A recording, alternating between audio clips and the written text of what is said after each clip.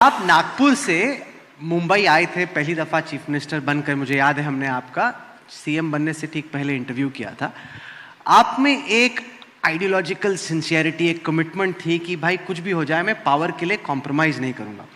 अगर मैं उस वक्त जो आपने बातें बोली, मैं यहाँ पे आने से पहले सुन रहा था इंटरव्यू आपका पुराना, और उससे अब अगर तुलना करता हूं तो लगता है कि उस देवेंद्र फडणवीस और इसमें फर्क यह है कि ये पावर एट ऑल कॉस्ट की, ठीक है काम तो तब करूंगा अगर पावर में होऊंगा, साम दाम दंड भेद, कौन किसके साथ है, कौन किसके खिलाफ है, कहां पे कौन किसके साथ है, कहीं पे आप ही के लोग, हालांकि आपने अपोज किया, कांग्रेस और एआईएमआईएम के साथ भी कर रहे हैं। तो ये आप फर्क पाते हैं, एक आइडियोलॉजिकल सिंसियरिटी और commitment and no compromise for power versus कुछ भी चलेगा बस पावर में बैठना जरूरी।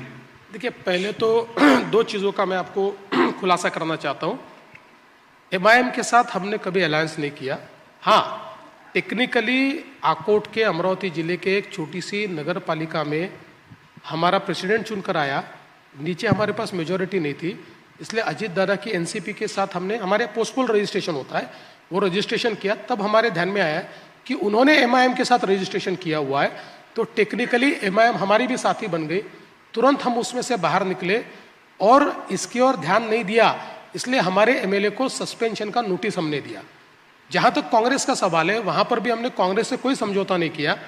जब कांग्रेस के लोग हमारी पार्टी में आ रहे थे तो कांग्रेस ने प्रीएम्प्ट करके उनको अपनी पार्टी से निकाल दिया, वो लोग हमारी पार्टी में आए, इसलिए इनके साथ हमने नहीं किया। लेकिन दूसरा जो लार्जर सवाल आपने किया है, मैं उसमें इतना ही कहना चाहता हूं कि 2019 से पहले मैं जैसा था आज भी वैसा ही हूं, हमारे तत्वों में कोई फर्क नहीं पड़ा है। 2019 से पहले इतना ही था कि जो महाभारत मैंने पढ़ी थी वो मुझे पढ़कर पता थी।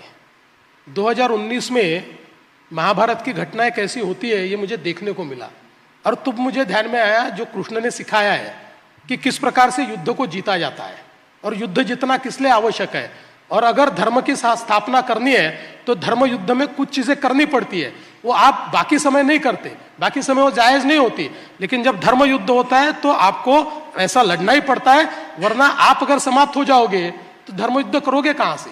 इसलिए 2019 के बाद जिस प्रकार का व्यवहार हुआ उसमें से मैं बाहर निकला। उस समय जो कॉम्प्रोमाइजेस कर रहे थे वो कॉम्प्रोमाइजेस हमने किए। अब एक स्टेबल अलायंस में हम लोग हैं, और मुझे लगता है कि यही अलायंस 5 साल यहां पर हमारा गवर्नमेंट पूरा करेगा।